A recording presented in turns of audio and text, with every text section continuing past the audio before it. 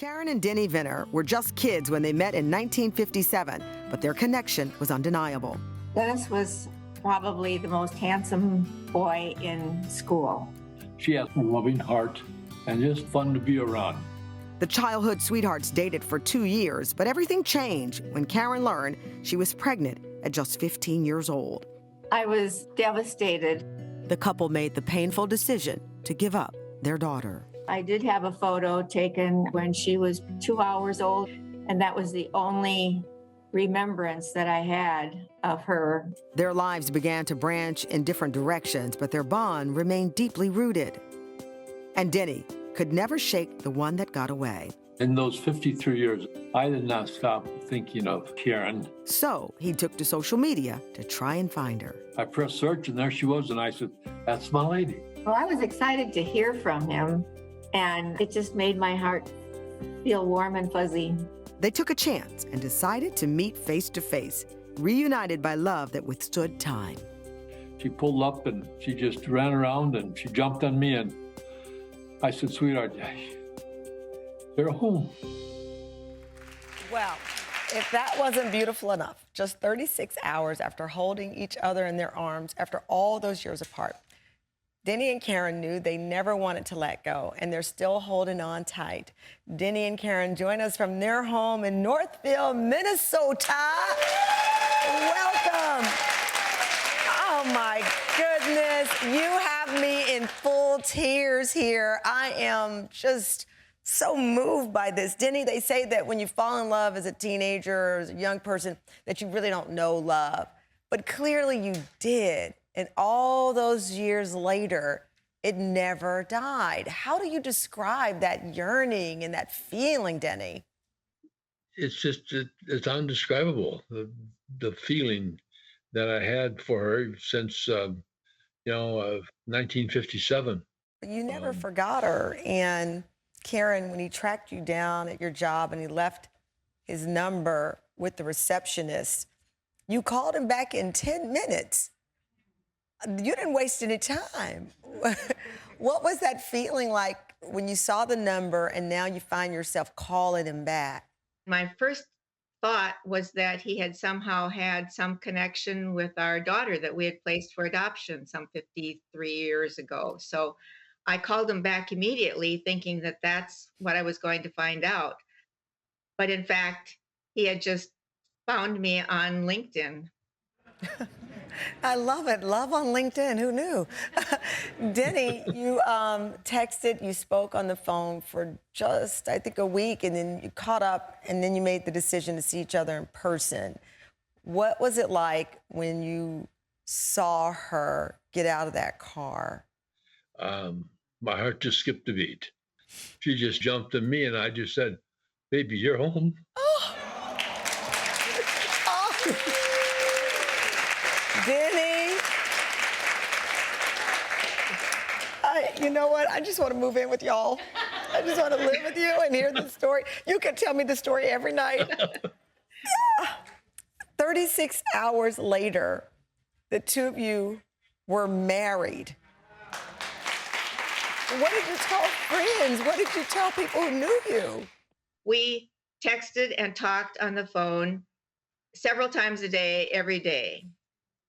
So we got to know each other again. Oh. And he still had that same great sense of humor. I could hear in his voice the dimples in his cheeks and the smile, the twinkle in his eyes, even though I went home and Googled him that night. But I knew that I wanted to marry him. As a matter of fact, around this time, probably holiday time, we decided that we were never going to spend a Christmas apart again. Oh. We are back with Denny and Karen Vinar, the high school sweethearts whose love brought them back together after 53 years apart. But their happy ending was not complete without answers about their biological daughter, Jean, who they'd given up for adoption when they were teens. Well, a year after they revived their love, Denny and Karen found her. And she joins us now from her home in Kenyon, Minnesota. Jean, how are you? I'm so, welcome. I'll tell you, we have a studio audience here. They're all at the edge of their seats, and I can imagine people at home are crying and stopping. It's one of the most beautiful stories that I've ever had the privilege of bringing to an audience.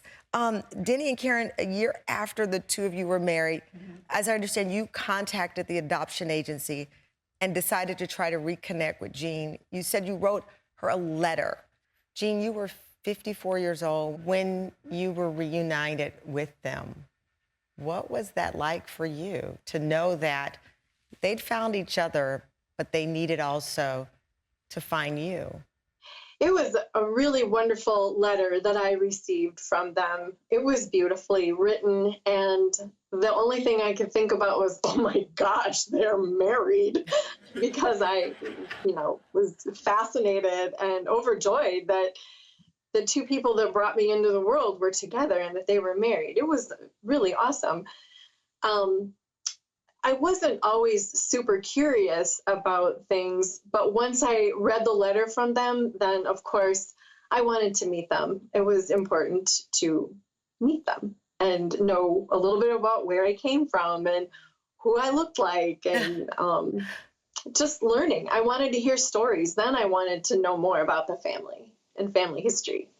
Denny and Karen, Jean responded to your letter and agreed to meet. What was it like to get that response?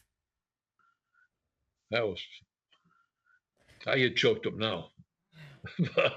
but we met her, and that was just absolutely wonderful.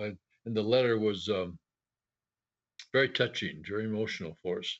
Karen, all those years later, you've reconnected with Denny. Did you think in the back of your mind, we have to try to find her? We need to find her to complete this cycle? Karen, how were you feeling?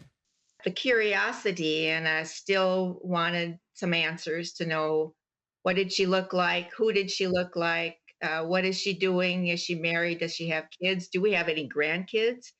Things like that still occurred in our minds. So when he asked me another question, what would you say if we found our daughter? Because it took me this long to find you. My life would be complete if we could find our daughter. I couldn't say no any longer. So we contacted Lutheran Social Services to help us find her. And all this time you just had, Denny, only the photograph, Karen, of her when she was a baby?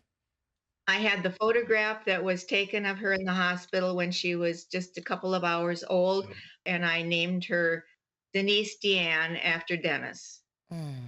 Jean, you're married with 3 daughters, and you all live nearby, and you're able to see each other and build a relationship. I mean, yes. Do you understand how incredible this is? All 3 of you, this is incredible. Jean, it's a movie, but it's your life. It's very awesome. You're so Minnesota nice. Listen, y'all are so polite.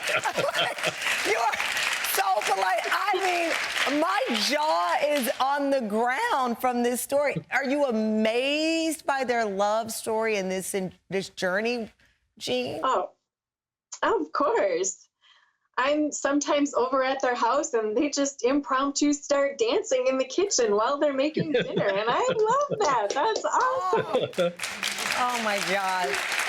Well, listen, I love the story. I love what it brings to your children and your family as well. And it does. You have on your fireplace mantle behind you, Denny and Karen, it says believe.